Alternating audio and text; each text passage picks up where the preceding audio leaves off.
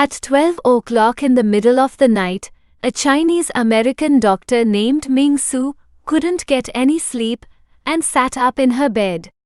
She had a career decision to make.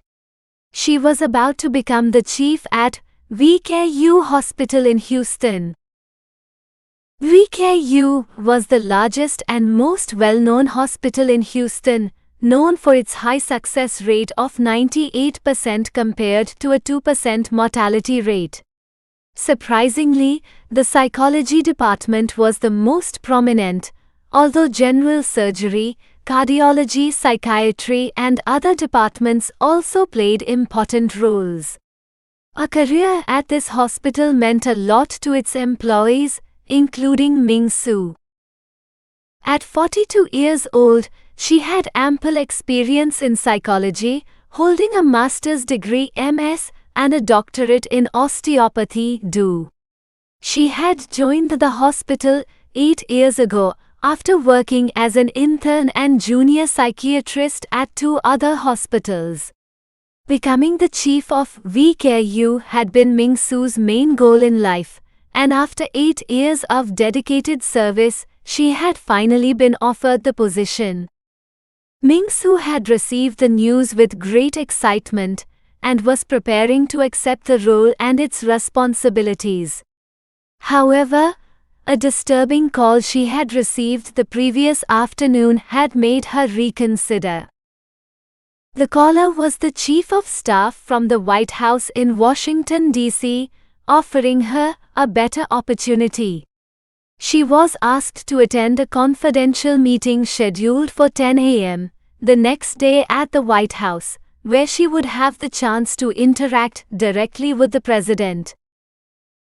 With a mix of emotions, Sue glanced at the clock, realizing it was almost 12:30, and she had little time to decide. Suddenly, she remembered the term multiverse that the chief of staff had mentioned. As she repeated the word to herself, she felt a special thrill and goosebumps forming on her hands. At that moment, Ming Su knew exactly what she had to do. The always calm Mata Radhadevi smiled at the man and placed her right hand on top of his head to bless him. Earlier, the man had been brought to her, exhibiting all the symptoms of an intoxicated and angered man, and he had revealed the reason for his anger. After 15 years of marriage, his wife had confessed to him that she had once accidentally slept with another man, who happened to be his close friend.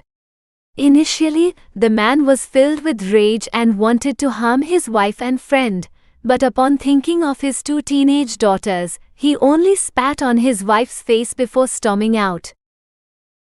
Later, after consuming enough alcohol, the man stumbled out of the restaurant and ended up falling on the street near the ashram. A volunteer who worked for Mata Radhadevi's ashram took pity on him and brought him inside. Tearfully, the intoxicated man confessed everything to Mata Radhadevi, who noticed the lingering anger in his eyes. She immediately instructed her disciple to give him a bath and feed him sattvic food. After 3 hours, the man looked much better and approached Radhadevi, seeking a solution to his problem. She sat him down and began to comfort him like a mother, explaining the essence of life using verses from the holy book, Srimad Bhagavatam. She emphasized the importance of attachment and detachment, and how forgiveness is crucial in overcoming challenges that people often face in their life. After gentle guidance, she helped the man understand the solution.